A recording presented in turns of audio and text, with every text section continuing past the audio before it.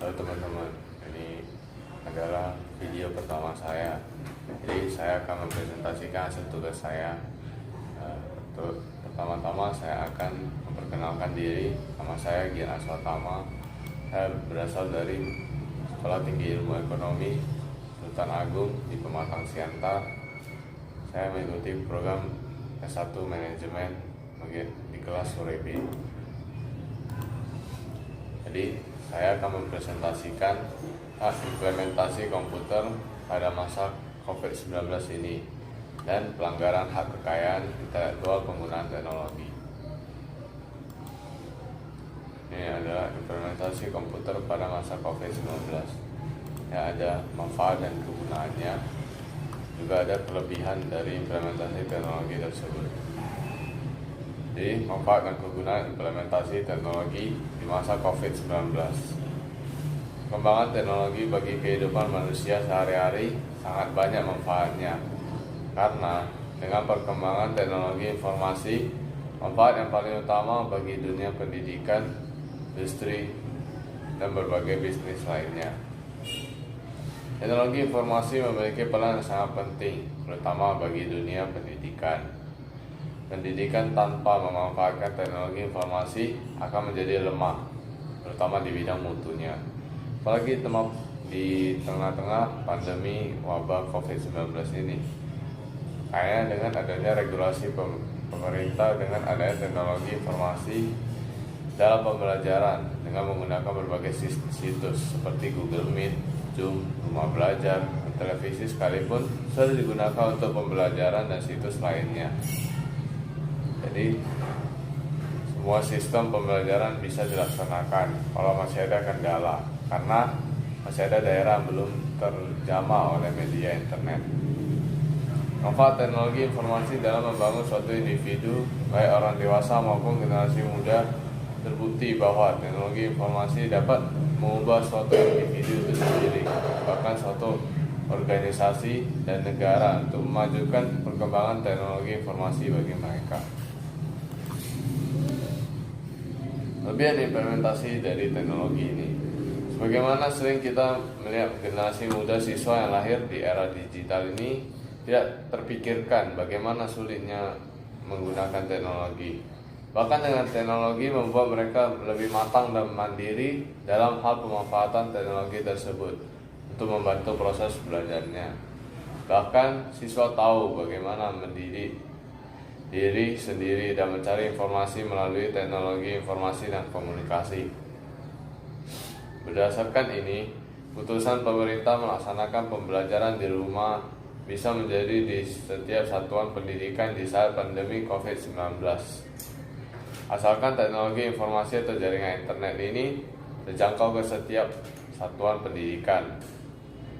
Sebuah solusi belajar berbasis teknologi harus bisa menghadirkan sekaligus menguatkan interaksi antara guru dan siswa. Dengan sistem daring supaya proses pembelajaran tetap belajar seperti yang diharapkan oleh masyarakat umum. Ini ada beberapa dampak positif dan dampak negatif bisa kita rasakan. Yang pertama, lebih dapat diakses dengan mudah. Jadi cukup menggunakan handphone atau perangkat teknologi lainnya seperti laptop yang terhubung dengan internet, Anda sudah bisa mengakses materi yang ingin dipelajari. Yang kedua, biayanya lebih terjangkau. Tentunya kita semua ingin menambah ilmu pengetahuan tanpa kendala keuangan. Dengan bermodalkan paket dan internet, Anda dapat mengakses berbagai pembelajaran tanpa khawatir ketinggalan pelajaran apabila tidak hadir. Yang ketiga, waktu belajar lebih fleksibel. Biasanya kebanyakan orang yang ingin belajar lagi tidak memiliki waktu yang cukup. Salah satu alasannya mungkin karena waktu Anda yang digunakan untuk bekerja. Nah, pembelajaran berbasis digital atau daring ini adalah solusinya. Jadi, waktu untuk belajar bisa digunakan kapan saja dan tanpa terikat dengan jam belajar. Keempat, wawasan yang luas. Dengan menerapkan online kelas ini, tentunya akan menemukan banyak hal yang semula belum Anda ketahui. Hal ini disebabkan oleh materi pelajaran yang tersedia pada online class belum tersedia dalam media cetak, seperti buku yang sering digunakan metode pembelajaran yang konvensional. Ini dampak negatif.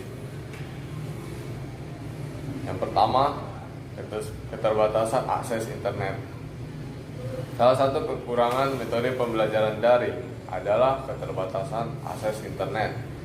Jika Anda berada di daerah yang tidak mendapatkan jangkauan internet yang stabil, maka sulit bagi Anda untuk mengakses layanan online kelas.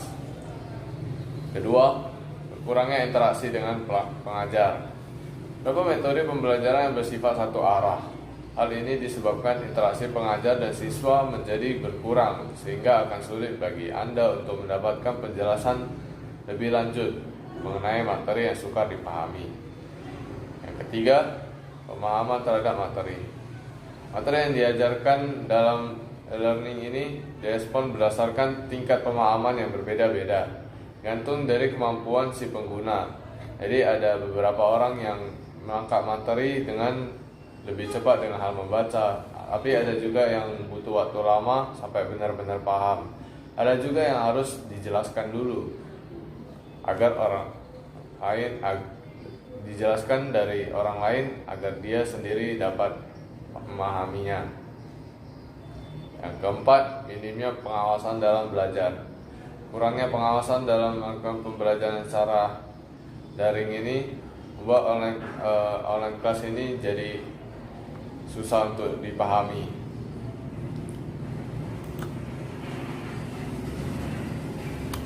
Jadi ini beberapa contoh aplikasi yang ada di komputer yang ada banyak.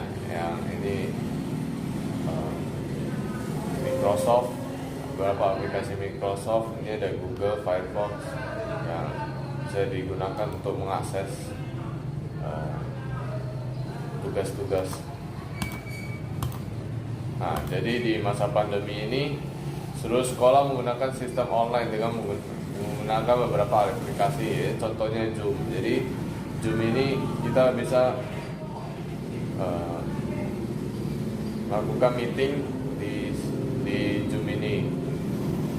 Jadi nanti guru akan membuat sebuah room yang memiliki password, lalu di-share ke grup WhatsApp atau di Google Classroom ini, lalu menyuruh para muridnya untuk masuki Zoom, lalu dia akan menjelaskan materinya di sana secara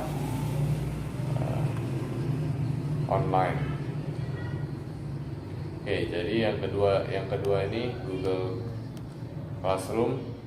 Biasanya para murid mengumpulkan PR. Biasanya dosen juga akan memberikan materinya di sini. Oke, jadi ini pembahasan saya yang kedua, hak kekayaan intelektual penggunaan teknologi. Jadi kekayaan intelektual ini secara sederhana merupakan kekayaan yang timbul atau lahir dari kemampuan intelektual manusia. Jadi karya-karya yang timbul atau lahir dari kemampuan intelektual manusia ini dapat berupa karya-karya di bidang teknologi, ilmu pengetahuan, seni, dan sastra. Hak kekayaan intelektual. Suatu bangsa dapat bergerak lebih cepat ke arah maju apabila dari segala sektor masing-masing memberikan kontribusi perekonomian. Perekonomian merupakan jantung dari suatu bangsa. Untuk menjadi bangsa yang tangguh dalam persaingan global, maka sektor ekonomi merupakan pundak yang memikul beban yang berat. Hak kekayaan intelektual merupakan salah satu sektor yang mendorong majunya sektor perekonomian. Peran hak kekayaan intelektual adalah sebagai industri kreatif yang tergolong kuat dalam memberikan kontribusi ekonomi nasional. Hak kekayaan intelektual terbagi atas dua, yaitu hak cipta dan hak kekayaan industri. Hak kekayaan industri mencakup paten, desain industri, merek, indikasi geografi, desain tata letak sirkuit terpadu, rahasia dagang, dan perlindungan varietas tanaman. Hak kekayaan intelektual merupakan suatu kreasi yang dilahirkan atas kemampuan intelektual manusia. Untuk menghasilkan suatu karya intelektual, tentunya membutuhkan ide, waktu, tenaga, serta biaya yang besar. Dalam rangka untuk mengakui serta menghargai para kreator, dalam hal ini para pencipta, pendesain, investor, negara, untuk membentuk regulasi untuk melindungi setiap karya yang dihasilkan. Perlindungan hukum terhadap hak kekayaan intelektual mempunyai korelasi erat dengan peningkatan kreasi para penemu atau pencipta dan pendesain yang pada akhirnya akan memberikan kontribusi ekonomi yang sangat besar, baik untuk para penemu, pencipta, pendesain maupun untuk negara. Bagi para penemu atau pencipta atau pendesain, perlindungan hukum yang memadai terhadap karya intelektual yang dihasilkan dapat menumbuhkan semangat untuk berkreasi lebih giat lagi. Sedangkan bagi negara, dengan adanya perlindungan hukum yang memadai akan menumbuhkan dan memicu pembangunan ekonomi negara tersebut. Karena perlindungan terhadap hak kekayaan intelektual yang dihasilkan memiliki peran yang sangat penting dalam dunia investasi dan perdagangan. Ini pelanggaran hak kekayaan intelektual. Ya, meskipun hak kekayaan intelektual telah diatur undang-undang, namun fakta membuktikan bahwa sampai sekarang ini pelanggaran terhadap hak kekayaan intelektual masih terus terjadi. Ya, ini berdasarkan berita mencatat kerugian negara akibat pelanggaran hak cipta atau barang bajakan. Ya, ini diperkirakan mencapai 65,1 triliun rupiah. Dari total negara mencapai 65,1 triliun rupiah tersebut, porsi sebanyak 33,5%-nya adalah berasal dari pembajakan software atau piranti lunak untuk komputer maupun laptop.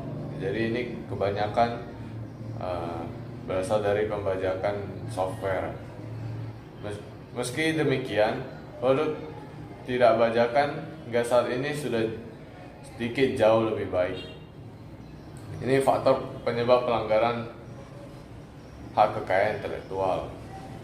Banyak hal yang menjadi faktor terjadinya pelanggaran hak kekayaan intelektual. Salah satunya adalah terkait penegakan hukum terhadap hak kekayaan intelektual.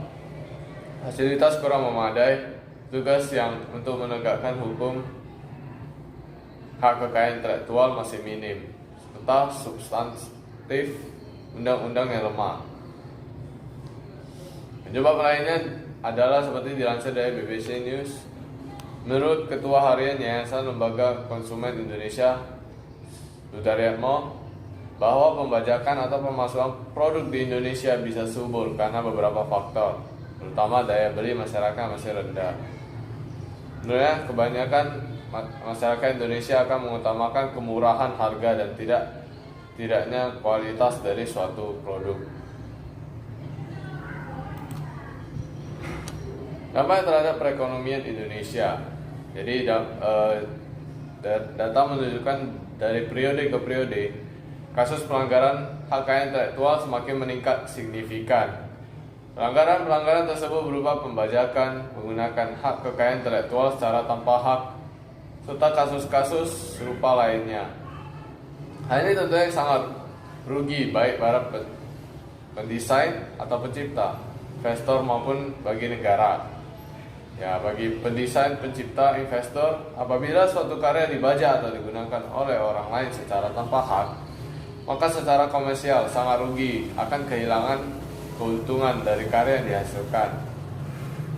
Sedangkan bagi negara tidak mendapatkan pemasukan dari karya atau bajakan yang ditiru atau digunakan cara tanpa hak.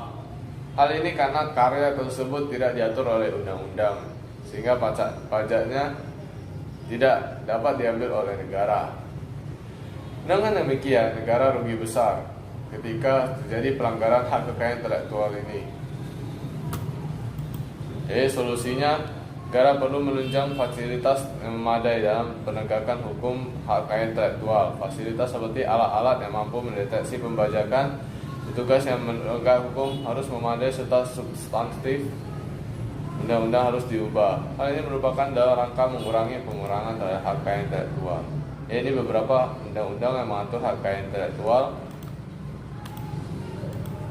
Oke, sekian video saya. Apabila ada kata-kata yang salah, saya mohon maaf. Oke, terima kasih.